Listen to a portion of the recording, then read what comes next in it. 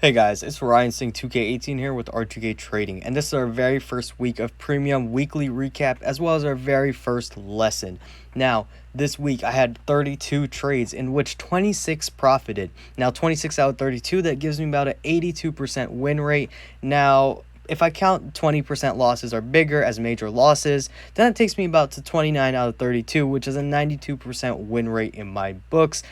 I would say that small losses are negligible as they are most likely to happen. Now, if we're taking a look at the bigger options I had this week, I had 4 big winners: REDU, REDU with 97%, KODK with 1580%, Tesla with 570%, and Apple with 183% profit. Now, how did I get in on these trades? I'm going to tell you guys right now. So, if we take a look at REDU, I basically saw this stock shooting up at the end of that day on the Monday. On the Tuesday, I saw it spiking up during pre-market, and of course, it dipped back. Now, the key indicator for me here was that it formed a bullish pennant. Once it formed this double pattern and went back up, this could pretty much be seen as a bullish pennant or a bull flag. So I got in right here when it was about 7.54, and I rode this all the way up to actually when it hit about $10 for a 97% gain, and more gains when I scalped it.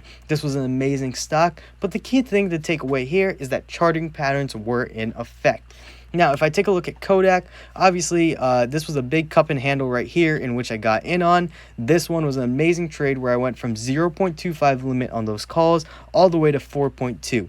So, pretty much I saw this cup and handle forming. I saw KODK dip. I mean, obviously that wasn't anything of abnormal interest, but as soon as I saw Tesla form this cup and handle, I got in about right here at a 7.9, and I rode this all the way up to 12.93. Now that profited 1,580% profit.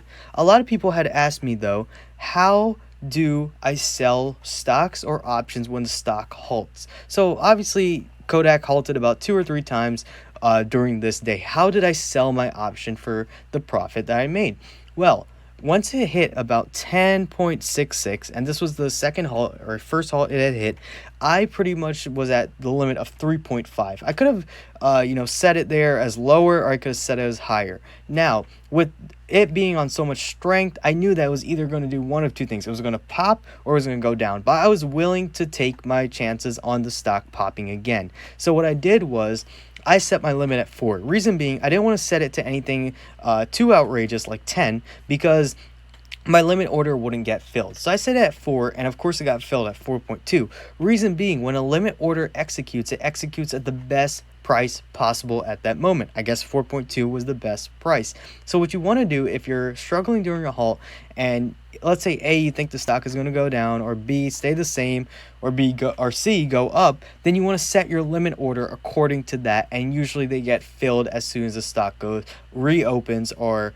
unhalts. Basically, only if it goes in the direction that you'd like, unless you set a lower limit and the stock goes up.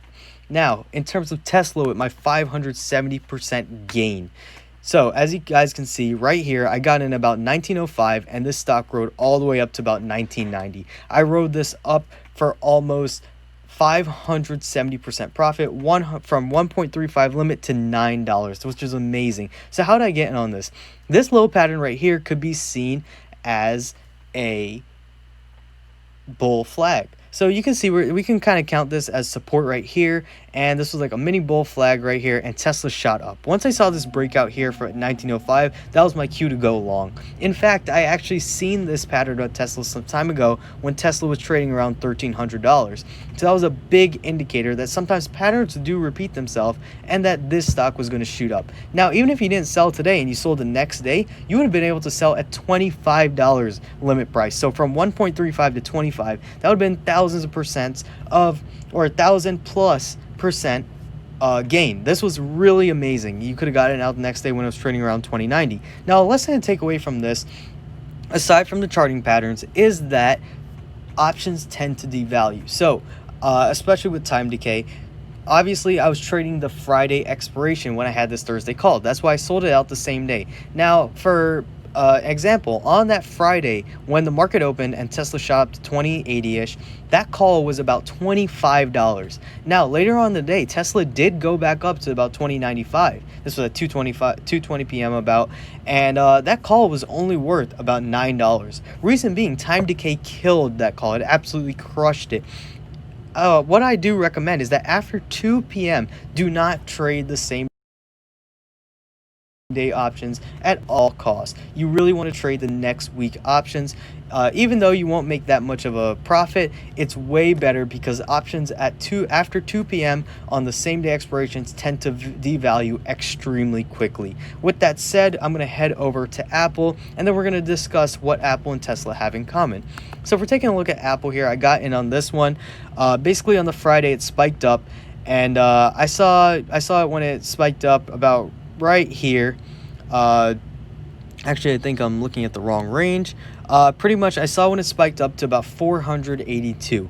Now that was 482. That was a kind of a big cue to me, or a big flag to me, that I need to go long on this. This was forming a bull flag after it shot up the day before. I got in about right here, 482. If we look at it on the daily, I kind of dipped down to about 481-ish. It went right here. I saw it forming this nice bull flag, but of course it dipped down a little bit. Obviously that wasn't anything really too concerning because it was about the same level, and look what happened. Within matter of about half an hour, it pretty much shot up for half an hour, 45 minutes, all the way to 493. And look what happens. Throughout the day, it rode all the way up to 498, actually about 499. So this bull flag was what caused that entry.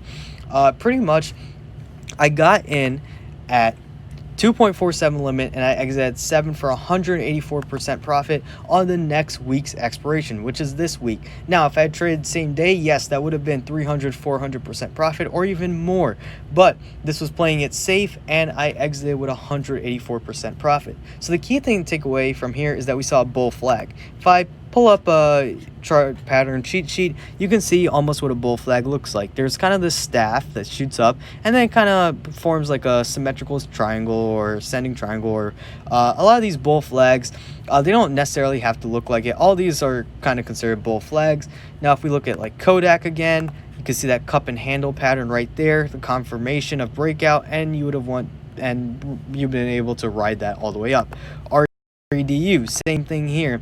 We're kind of looking at that double bottom right there. So charting patterns are very, very important when it comes to stocks, and that is your very first lesson for an R2K premium. That's why I had you guys do charting patterns, post charting patterns for your very first challenge, just because they're very, very strong in trading, and if you can identify them, they really help. Like if you identified this pattern on the whole as a double top, you would have known this stock would have been pretty much bearish right after it broke this support right here.